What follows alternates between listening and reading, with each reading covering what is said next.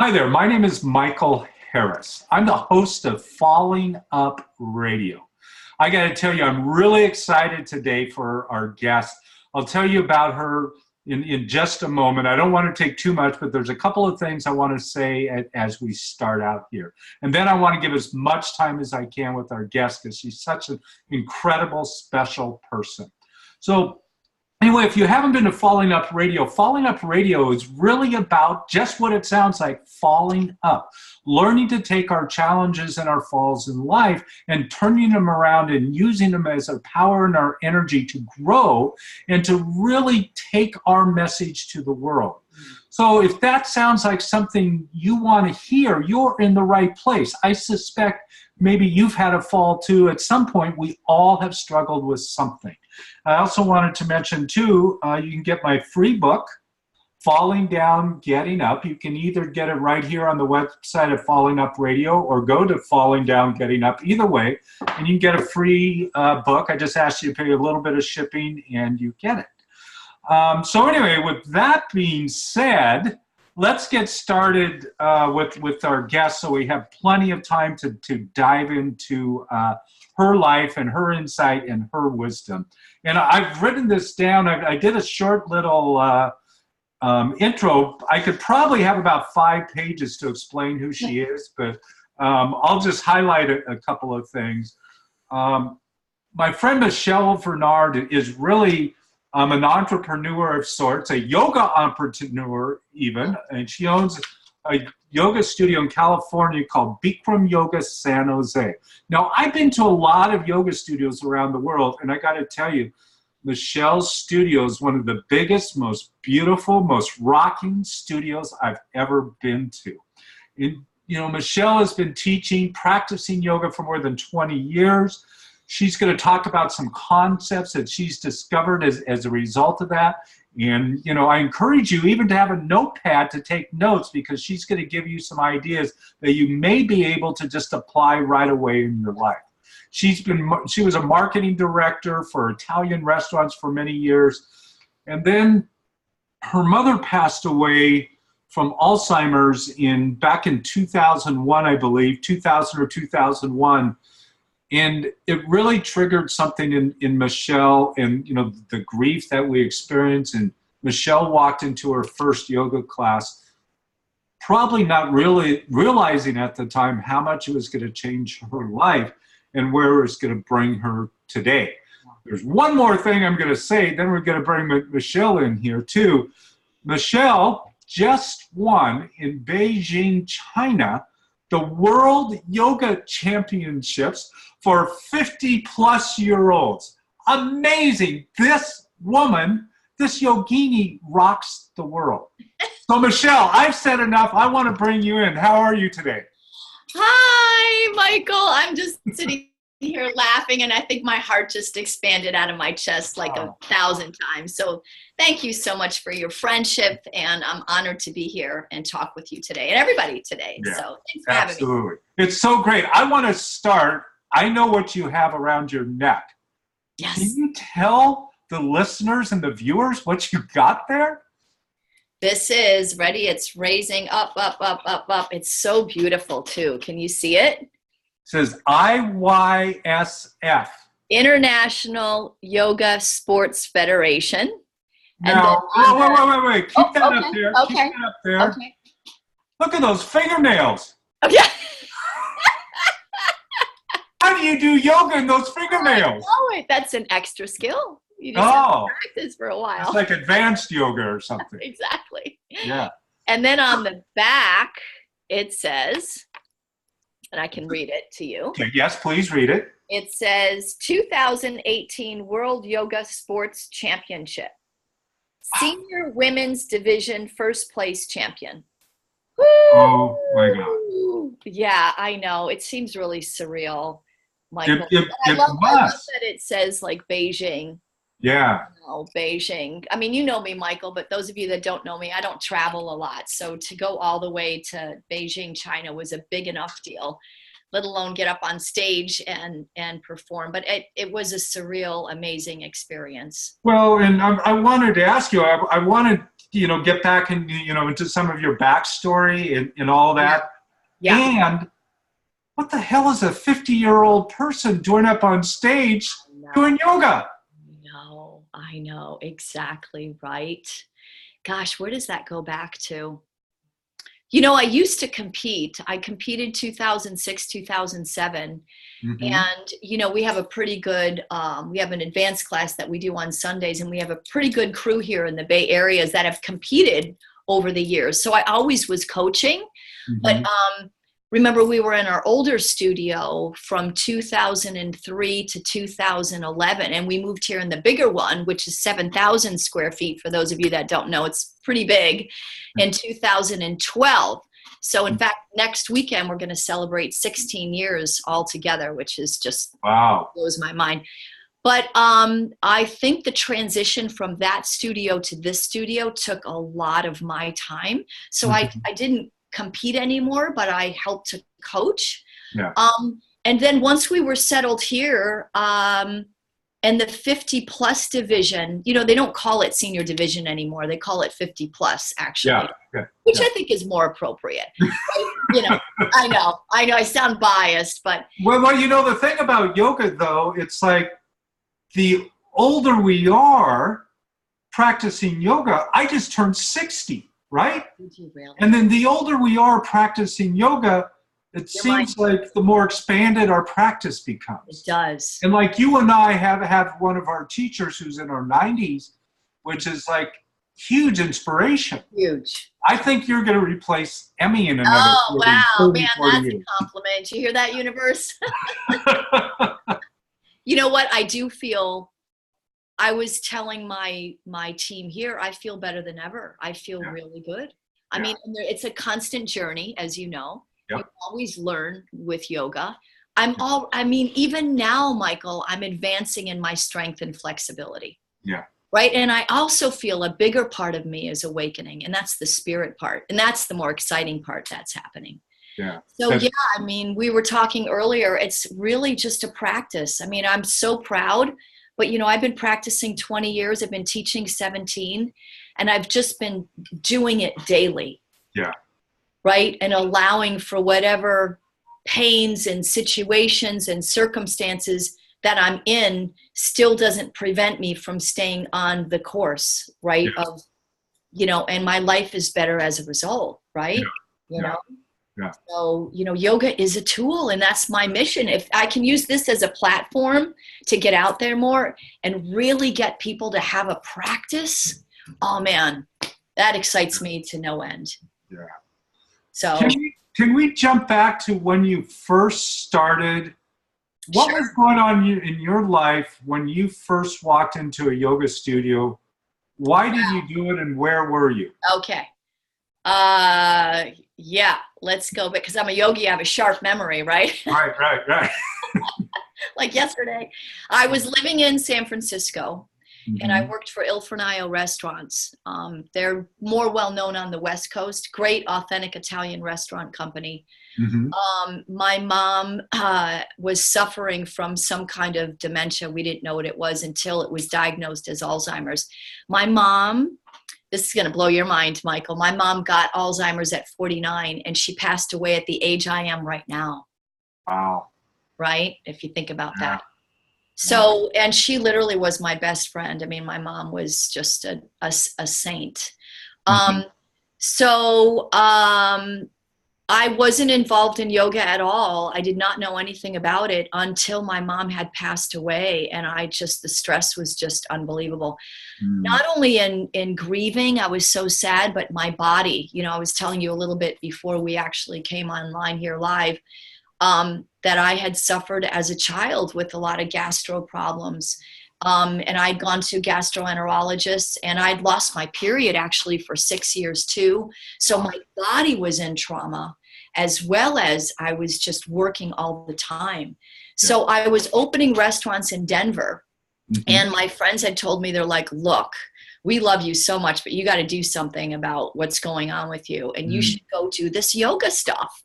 So I was flying back from Denver, and an in-flight magazine was right in front of me. I picked it up, and it was all about yoga, and some of it about Bikram yoga. And And I was like, you know what I said, Michael? I said, that is it. So I lived in a little 400 square foot apartment in San Francisco. The next morning I got up, and I know, listeners, you're going to faint when you hear this, but I actually went to the phone book. Really? What's so that? I don't know. They're like this thick, right? A phone book. That's like an 8-track or something. Exactly. Right? Exactly. But I opened up to Y for yoga, and I thumbed through and I found a yoga studio on Filbert Street, which was like 2 miles down the hill. And I went to my first class. And was that a Bikram class? No, I didn't even know anything about Bikram. I thought yoga was yoga. Yeah. Guess whose studio I walk into? Tony Sanchez. Ah. That was his studio called Yoga Challenge or something. And it was hot, and it was an hour long. And I think we did like 42 postures. But I'm telling you, Michael, right when I started, I knew. I think one thing, and I know you know this too, Michael, because we have the advantage of being such good friends, that loss is such an amazing teacher if you let it. The dying process, death, right? And I think it allowed me, even on that first day, to let go of confusion, to let go of guilt, to let go of abandonment, to let go of all of those things that come up when someone you love passes away. You don't understand, all of a sudden, your own life becomes more precious. You're not sure what anything means anymore. You're mad. There's a lot of anger. And I just remember there was this instant connection to this calmness in myself, and everything was starting to make a little bit more sense. And that was your first class? My first class. Wow. Let me just share with you this too. For those of you that know yoga, Bikram or other, when you're on the floor and you're doing Purnasalabhasana, right? In Bikram, we call it the airplane pose. I couldn't lift myself off the floor. I was panting, breathing so heavy, and I did cry a lot after my first class. But right away, I knew I needed to come back. Yeah. And Tony was that special to me. I think that's why he'll always be special to me, because it was my first, Sure. But, just to maybe skip a little bit, the reason I got into Bikram is I started to travel a lot more with Ilfranayo, and I went to Tony and said, look, when I travel, where should I go? And he said to me, anywhere there's a Bikram Yoga College of India, you're fine. So I opened Ilfranayo restaurant in Seattle, and sure enough, I looked up Bikram Yoga College of India in Kirkland. And I made a deal with a taxi driver to take me there in the morning and hang out and wait for me after class. And that's the first time I went to a real 90-minute, and it was Greg's studio in Kirkland. Right, Greg Gamuccio, of course. Yes. Yeah. And I could not believe we were in the room that hot. I don't think I could see anybody. The steam was so thick. Yeah. That happens. But then I came back, and that's when I found Mary, Global Yoga, because she was teaching the Bikram. Yeah. And then I got started with her and still went to Tony. At that time, I think Tony was starting to move to Costa Rica. So, and then I met Mary, and I'm skipping ahead a little bit, but I knew my days at Ilfranayo were numbered. I hope I'm not confusing your audience, but when you go through that kind of trauma, you start to question what it is that you're doing with your life. Yeah. And even though I loved where I worked, I knew that the meaning of my life was not selling Italian food. Do you know what I mean? It was. So I was now a hospice volunteer. That was important to me. I wanted to help people pass over, which is a whole nother story we can talk about one day. So how long had you been practicing yoga at this point that you started having this experience and helping with hospice, and you knew that the meaning of life was bigger than Italian food? I think I had those thoughts, honestly, Michael, even before the yoga. And I think what the yoga did was helped not only to validate those, but it gave me a source of strength to move on it. Yeah. Yeah. I felt like I was empowered, and to have faith and to go for it. Right. Yeah. So it was really good fuel to get on this unknown path that was ahead of me and be okay with the unknown. You know, one thing I did in this interim is, I started a card business. I got really into photography, and I had a card line of 25 cards, and I did card shows. So I was doing yoga. I was still with Ilfrenial. I did the card business. I was a concierge. And it wasn't until, you're going to giggle, that I was going to a family reunion in New York that I picked up a pamphlet thinking it was a seminar for yoga that maybe Bikram was going to attend. And then I read it through on the airplane, and it was so long. And I realized, oh no, this is for teacher training. I don't want to do this. So I threw it under my seat. Well, all of a sudden here, this is me. I picked it back up, and then I picked it back up. And then by the time I landed to go to my family reunion, I was already going. Yeah. So my I want to stop for a minute. Okay, yeah, sorry, I'm going way ahead, but No. The reason I want to stop is because it sounds like to me like airplanes are like a higher power for you, like something always happens on that airplanes. You say that. That's so true. It is.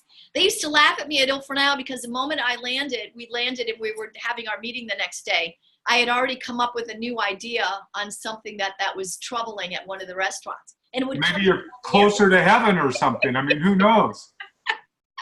Masha's laughing too, because even coming back from Beijing, I was the only one who couldn't sleep. And all I did was write in my book all these ideas about what I want to do. So you hit it. Yeah. So everybody, that means you got to go fly. Get your right. ideas. I look at airplanes, and I've had stuff happen on planes too, but it's like, I call it a magic carpet ride. Right. Because we're 33,000 feet in the air, there's carpet, there's my chair, and I'm thinking, how are we up here in the middle of the sky? Oh my gosh, that's hilarious. It is a magic carpet ride. Yeah. That's funny. I think, probably from the yoga, Michael, we're this antenna. Right? And we're not in our normal environment. There's no borders or boundary. Yeah. Right? We can have this. So maybe this medal you got is a transmitter and receiver. You got your gold medal. Right. It is. Right to my heart. Right to my heart. Oh, that's a great way to put it. Maybe I should just wear it all the time. Just wear it, yeah. Receive this energy, right? Yeah. Beam me up, Scotty. Right. Right. Yeah. Anyway, we got on airplanes and magic carpet rides. I was sharing with you that, I think this is really a valuable story to share because it is about taking risks. And I think what a lot of people, they see who I am now, but Michael, from the time my mother passed away, which was 98, by the way. I left Ilfrenial in 2000. I went to teacher training in 2001, and I opened Bikram Yoga San Jose in 2003. So there's about 2.5, 3 years in there of, a lot of like only on faith. Yeah. One foot in front of the other. A lot of people think instantly this happened. No, I had Tuesday mornings too, where I was waking up, scratching my head going, okay, how are we going to do this? Where's the money coming from? Let alone my family telling me I'm absolutely crazy. I left the most amazing job, which I still loved with the people I adore. But, I just knew my trajectory was something different. I moved out. I sold my condo in Walnut Creek. I moved back down here into the South Bay area. I remember calling my sister, Michael, because I did a Craigslist sale of everything in my condo, and this family came up from Gilroy with the truck. They not only bought everything I had on sale, they bought everything else too. I had no bedroom furniture. I called my sister on the floor in my bedroom going, oh my gosh, I don't even have a bed. I don't even have an air mattress to sleep on. Congratulations. Yeah, right. I guess there's just, my vision was alive. Yeah. I didn't have the attachment. I knew where I was going. And then I just found, you just start networking and you find the right people. So after I went to teacher training, I'm sorry, I skipped this part. I knew that I could take my business savvy of knowing how to open restaurants, of which I opened 17, and use that to help do what I really wanted to do in my life, which was yoga. And here's the real reason why. I noticed not what it was just doing for me, but what it was doing for everybody else, no matter what walk of life. That blew my mind. When I would go into Tony's classes and see people of every age, ability, ethnicity, having what you do, right? When we talk about falling down, we all have our struggles, but we're all in this room doing it together, working on our own stuff. Yeah. I just thought that was, okay, that is what we need in this world. We need our own coping tools as adults. Yeah. Right? As children, maybe we get some from our parents and teachers, hopefully. Yeah. But even as adults, what are coping strategies? And not only that, I'm sure you feel this way too. I tell my class this all the time. I think mediocrity is chasing you all the time, especially in our world where there is just instant gratification. We can live in this really nice, comfortable place and never challenge who we are. Yeah. Right? And we have to do that. We're not made to be human beings that just kind of have an average life. We're human beings to be great in our own way, right? Yeah. So, like you, that's my mission. You know, well, you're also an example of that. Yeah. I mean, you really are, Michele. You know, we've known each other for a while, and again, I mean, going to China and doing this, and the commitment that you put into your practice. Not only are you teaching, helping others, but you have to do an immense amount of personal practice. Yes. To be able to do what you do. Yes.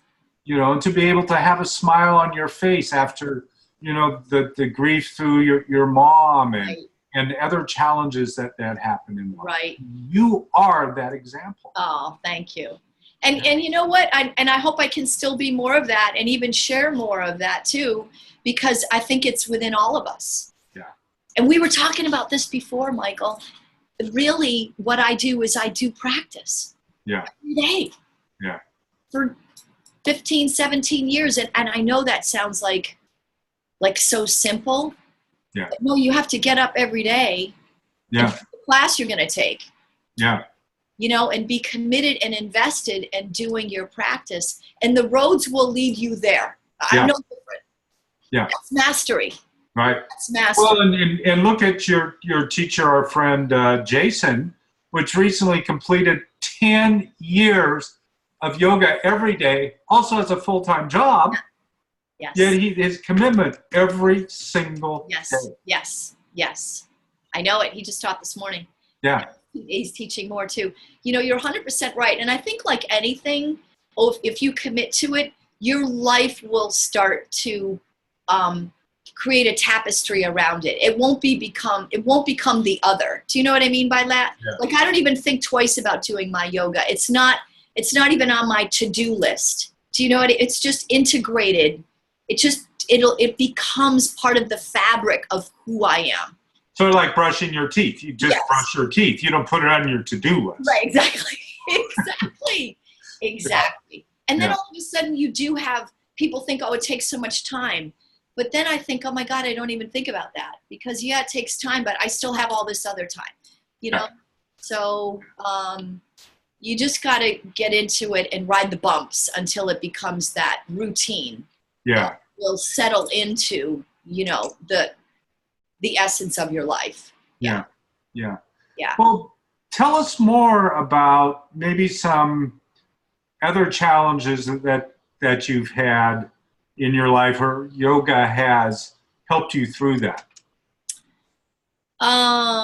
Gosh, Michael, there are so many. You know, when we opened, that was a struggle too. It was a lot of money. We had a theft at the yoga studio.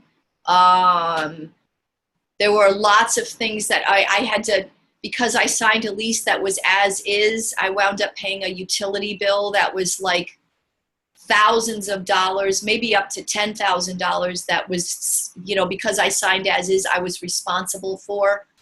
And, you know, I tell people too that those things that come at you, you have to put them in front of you and handle them. Don't take them as a sign that you did the wrong thing. That you got to be very careful of that. I'm not a big proponent. I hate to say this, Michael, but I think it's a value for your listeners too.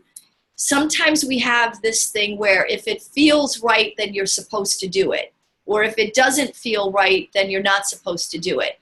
That's a very, I caution people. It's very slippery road. Yes, it is, right? Because there are times when it doesn't feel good and you have to do it. That's right.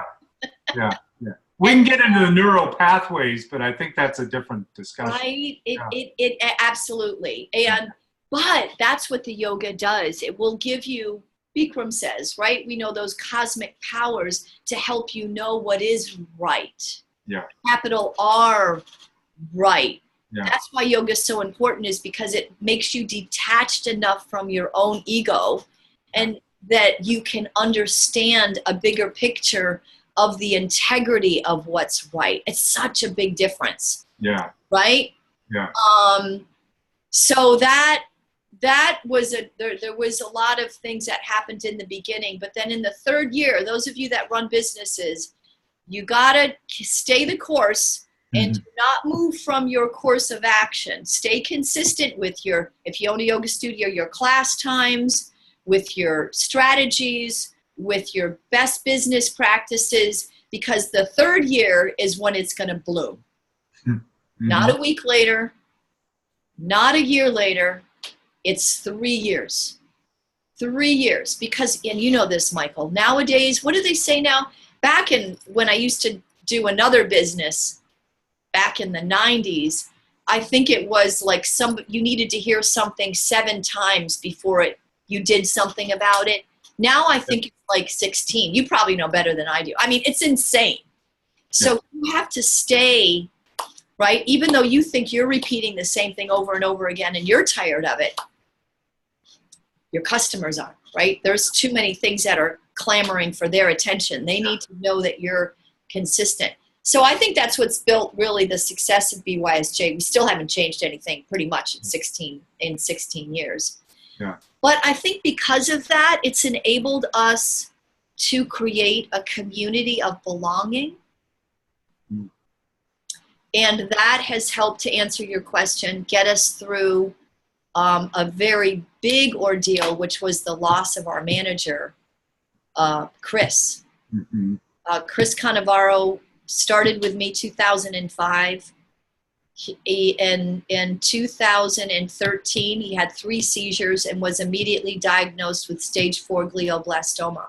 And he died in 2015. So, and it wasn't just my loss, but Michael, it was the community's loss. Yeah. I mean, he was the guy they saw behind the counter every day. So talk about, I had to handle my own grief, but that's the other thing the yoga did, was really put right in front of your face the cycle of life. You know me, I love parties. Yeah. I love to go to Cheesecake Factory. Those of you, when Michael's here, we're always going out, having somewhere, and we do things with each other around here. But we do parties all the time here. We have our anniversary party, which is a big event. But one thing that hit me, Michael, is I wasn't so good at also giving us the other side. Yeah. How to handle loss as a community. Yeah. That was huge. And people, I tell you, who maybe are listening or call in or write you, they may have been here during a year where it was pretty solemn around here, right? Because I think I was in a dark cloud for a while, Michael, which is natural. I don't think I knew that I was in the dark cloud until I got out of it, I remember visiting after he passed, and I knew you were still struggling. Yeah. Which is normal. It's okay. Absolutely. Yeah. And to think that the studio survived so well. I mean, it was, even the yoga studio has a breath of its own, right? I felt like this living entity was trying to just, nurture itself too, right? So that's the other big thing that I think in our world is lacking, Michael, that I really encourage people to get into a practice, is because we need a place of belonging. right? Yeah. I mean, you know too, right, from your own, owning a studio, that you start to know the mom and the dad, and then the kids come, and then the aunts come, and pretty soon the dogs are here, and then there's the babies, and then the marriages, and then the divorces, and then and it's and right? I got a wild idea, and I don't know whether it will work. Okay. Are you on a laptop or a desktop? I'm on a laptop. Are you? Yeah. You know what I'm going to ask you? I do now. What do you think about giving a quick tour of your studio? Okay. All right. Here we go. We'll just get up and walk around because it's such an incredible place, and then we'll come back, talk about a few more things, and finish up. All right. So I have to turn the laptop around. Okay. Right?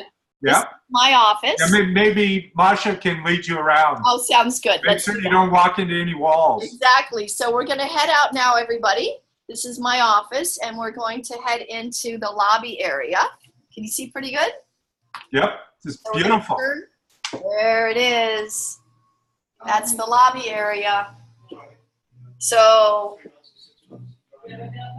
I want to let the listeners know I've been to this studio. Said when we started a number of times. You're on the radio. This is beautiful. Sorry to interrupt you, Michael. This is Wendy, a new teacher. Yep, they wanted to see the studio. So this is the front desk here. Awesome. Yeah. Go ahead, Michael. Keep going. What you were saying. Well, I don't want to talk too much because every time I talk, the camera comes back to me. Oh, right. Okay. Sorry. Well, wait a minute. Before you go in the door, what's that on your right? On the right. This? Yeah. What do you do with that thing? That is the bell that starts every class. Go for it, Masha. So every time before class, you ring it. Yep. And do you believe that that's been doing that for every class since we opened our doors 2003? Nice. Okay. Follow Masha. Yep. This here, you guys, is one of our 60-day challenge boards. Wow. So our 60-day challenge started January 1st, and you have till January 15th to sign up. And right now we have probably over 100 that are on the 60-day challenge. And this is our tracking board. So every time you take a class, then you put a star up. Wow. So we're probably going to have 200 people on the 60-day challenge. Isn't that crazy? It's awesome. It is awesome. So then this here is our other tracking board, right? Which looks like it's still filling up too. Yeah. So that's become a big deal on what we do. We do it twice a year. Yeah. So, nice. Okay. Yeah. Can you see? Yeah. Good. And now I'm going to turn you around. Now this is the area that everyone likes to sit in. Front desk again. Right? And we have You're going to show us the studio again, right? Yes. And now we're going to go into the yoga studio.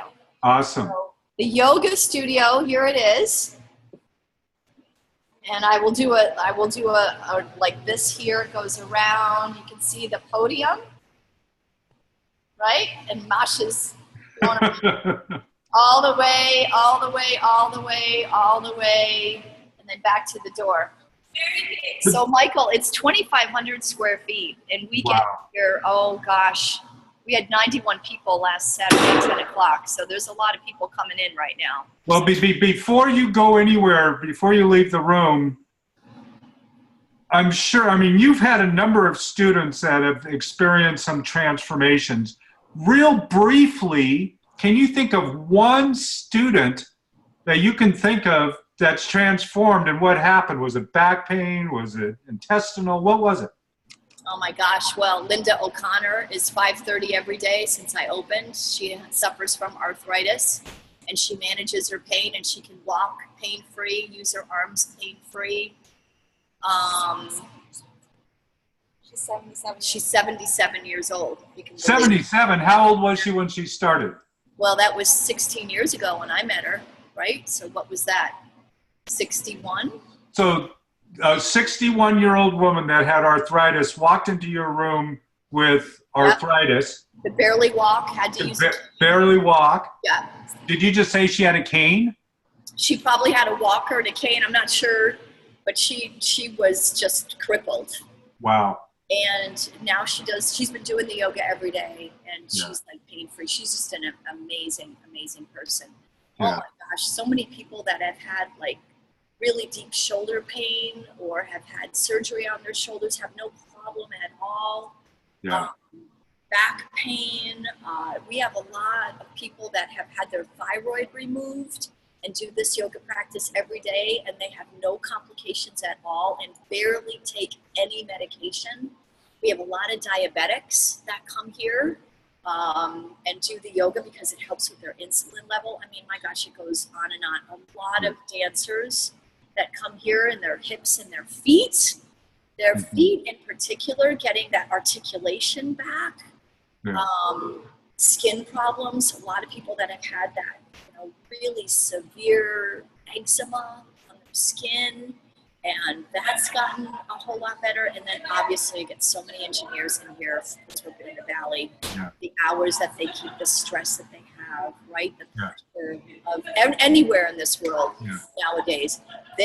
So what would you say to somebody like that that's maybe 50, 60 years old, that's struggling with something, maybe even thinking that they don't even know that there's a solution out there? What would you say to them to maybe give them an idea that there is a solution? How would you invite them to your studio? Well, today we had a heating guy come, and he's been curious about this yoga, and we literally carry around with us now 5 class cards that are free. You get 5 classes to come and do it, because Michael, just for that reason alone, I don't want people just to try it one time. I want them to get in here, because like you said, if it's somebody that's suffering, they've got to at least, I tell everyone, you've got to at least give it 10 times. Yeah. You can't just go in there and think, because it's going to be overwhelming with the heat, just overwhelming how you're stretching your body, just overwhelming with the time. It's just new and different. You have to give it a chance. But why not? What would be the other side of it? Surgery, living with pain, living with no sleep, living with anxiety, living with an unhappy marriage. Why not give this a go? It's organic. It's your own natural resources. You're here with the community. Everyone feels better even after their first class. I mean, there's really no reason not to. Yeah. We all can say, well, I'm busy. Oh, I'm not flexible enough. Oh, my schedule won't allow me to. You just have to decide. It's a choice. You have to decide that, you know what, that's why we catch people now at the beginning of the year, because this is when people's energy is like, you know what, I'm sick and tired of being sick and tired of this. And what about people that are scared and that will like watch somebody else do yoga and think, I can't do that. I'll never do that. That will hurt me too much. I mean, what about those people that just aren't able to like move their body? Like maybe you mentioned Linda with the arthritis. She could barely move her body when she started. Right, that's it. And thank you for asking that, because nowadays I think on Facebook and Instagram, you're seeing a lot of these like crazy pictures of people doing these wild back bends, putting their leg over their head. And that can go, for the average person to be so intimidating. You go, what? That's yoga? I can't do that. That's why we purposely make sure that when we do our marketing, that we're showing every kind of body, every age, because the yoga, as you know, is a tool for everybody, no matter what, no matter even if you haven't, done yoga ever in your life, you just go to the extent you can. If your first class, the majority of it is sitting and you're just watching and getting used to the heat, great. If maybe your just arms are up over your head and you can't lock your elbows yet, then you're just trying the right way. Gosh, we emphasize that so much. I've got a gentleman 10 years ago, he suffered from a stroke and he has MS. He's been a successful engineer most of his life. The guy is so down on himself, Michael, and it makes me so sad. But he comes, and we've decided that he's going to do only the floor series.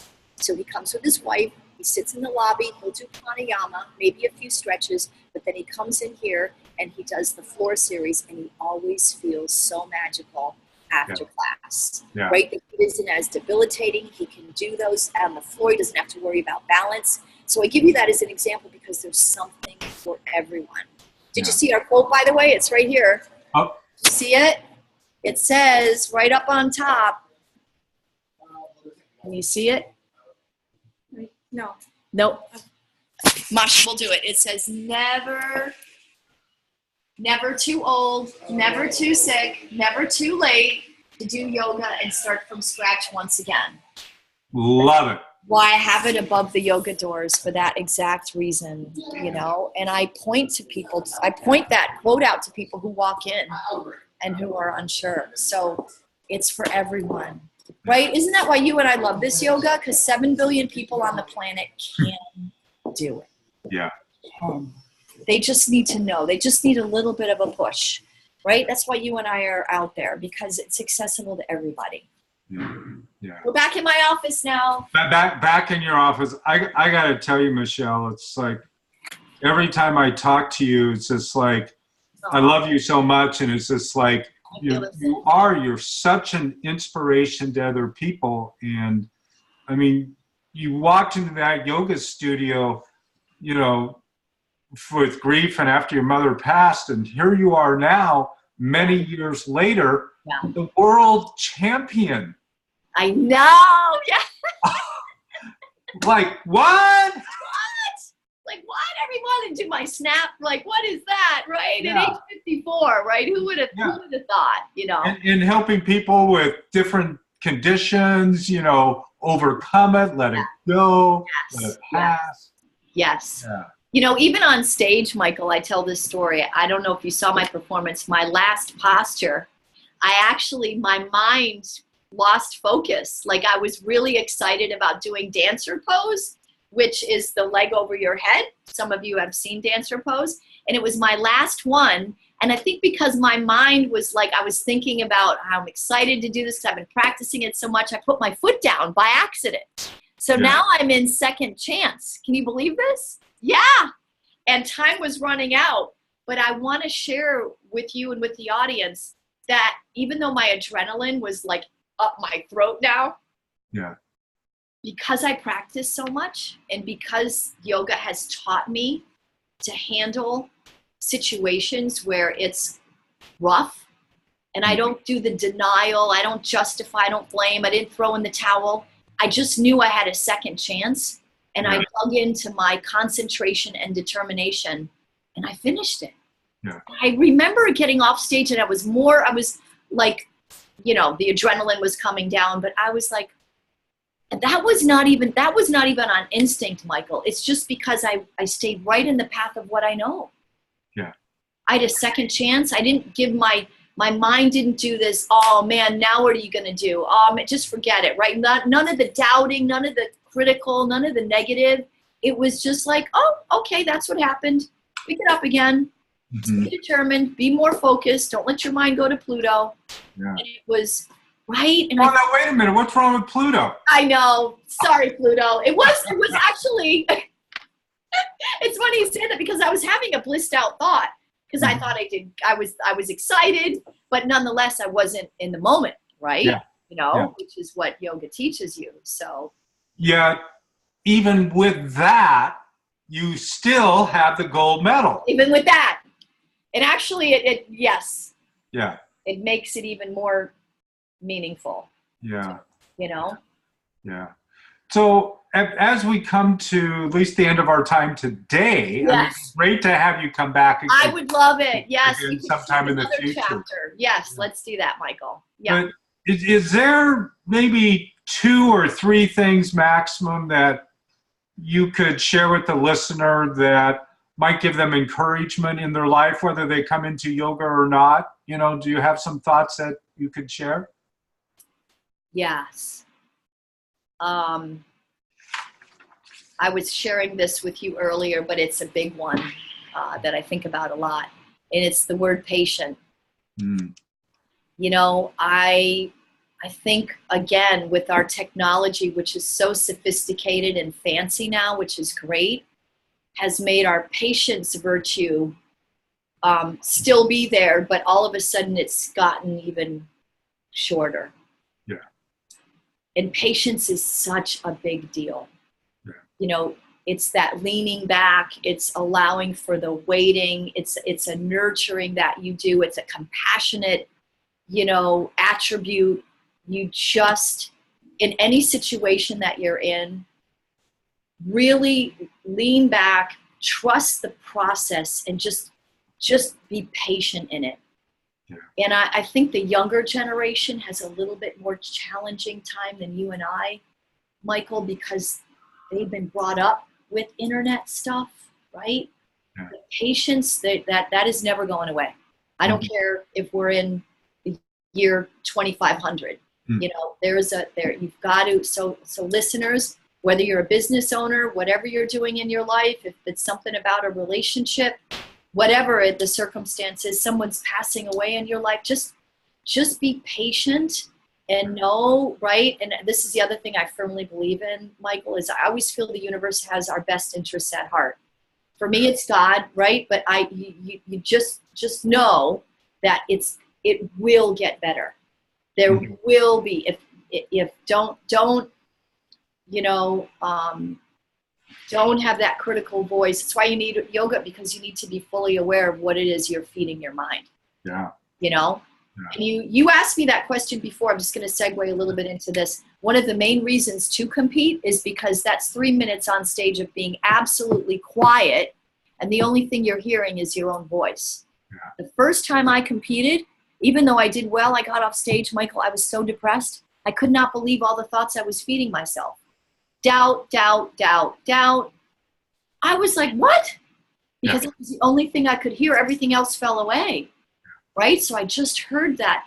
And so yoga teaches you to really kind of comprehend and see, as you look in the mirror, what it is you're feeding yourself. You got to be very careful that it's not a lot of doubt. Have you read the book, The Untethered Soul? Yes. I love it. As it starts out and it talks about the chatter in our head. Yeah. And if that was a friend of ours that was saying all those things, would we still be friends with that person saying all that chatter in our head? Probably not. Probably not. Yeah. Yeah. But like with yoga, especially, like with kids live in the moment. They don't live too much in the past, and they don't live too much in the future. Right. But like as we get older and we become adults, we tend to live in the past or live in the future. Yes. Rather than living in now. Yeah. And that's the beauty of what we do, and with the yoga, it helps bring us back to that, not the magic carpet at 33,000 feet, but the magic carpet of our yoga practice, our yoga mat, where we can learn to be present. Right. And, and that goes right into, like, if we're talking about patience and eliminating doubt and being present, because in that moment is where we can harness our power. Yeah. And if I can end this with every single one of us, you listen to Gary Vee. It's 1 out of 433 trillion that we've become a human being. How privileged we are even to just be what we are on this planet, and how we're all no one is the same. We're all uniquely different. And there's just that in us that we're meant to evoke. We're meant to polish. We're meant to share. We're meant to give. We're meant to serve, right? And we just need to we need to not deny that voice. That's why when people come into the yoga studio and they have all of this excuses and drama, and I'm like, well, I'm going to listen to the voice that got you here in the first place. Yeah. Something inside of them said, I need to be here. Right? Mm-hmm. So there's something within all of us. So don't deny that, everybody, in you. Don't, there's a lot of things that can cover that up, So we don't want to be at the end of our lives kind of scratching our heads wishing we would have done, right? Yeah. So the question I have is, when are you coming out with your book? It's funny that you should say that. Right now, we are working on putting together all of my blogs in a book. Do you know, Michael, I probably have over 100 blogs. Beautiful. 100 good blogs. Yeah. And they just need to be put together and put out there. Yeah. And then awesome. The second thing, which is why we have MicheleVennard.com, I'm trying to do some free content and sort of share my experience and knowledge as you're asking me, and doing more podcasts. And then I'd like to, get out there and, teach a class, and maybe I call it sitting on the couch with Michele, and just having this kind of conversation with, students and members and people that just want to dig in and ask those more vulnerable questions about some of the stuff that they struggle within, right? Yeah. It's always kind of bringing into light some of that dark stuff. It was for me, right? So, and then from there, who knows, maybe, a book and stuff too, but, That's great. thank you so much, Michael. I could go on and on. I mean, there's just a lot, but you too, right? You take that adversity and you make that like a growth. Yeah. Right. And, and it's really the reason that I have Following Up Radio in this show. Yes. And bringing on guests like you who have been there, done that, got the t-shirt, don't want to go back. Yeah. But if they did, they'd know what they would do if they did. Right? Yes. And that the challenges, are really there, again, to inspire us, to move us, it's really like seeds. It's like that energy to get us off of that being that mediocre type life. Yes. We have a mediocre type life, something happens to us, and it's like, I want something better. Yes. I can serve others more. Yes. So it triggers us. It does. That's good, right? Right. And sometimes it's small steps, yeah. And sometimes they can be quantum leaps. That's right. And it can be shape-shifting. That's right. And like even like you knew the first time you walked into a yoga studio that you were there, right? I did. To me, that's a quantum leap. It is. It is. Yeah. And it's funny because I think once you tune in, right, when you have that, and that's what yoga does too, it makes you that, that tuning fork, right? Those quantum leaps don't have to be once every lifetime. No. They can be, right? It happens all the time. All the time. But are we really tuned in to listen to it? That's where yoga, what I was telling you about spirit, I mean, that's what we are, right? Spirit. Well, one day the ground is dry and it's sunny out, and nature takes a shape-shifting event, and the next day it's pouring and raining.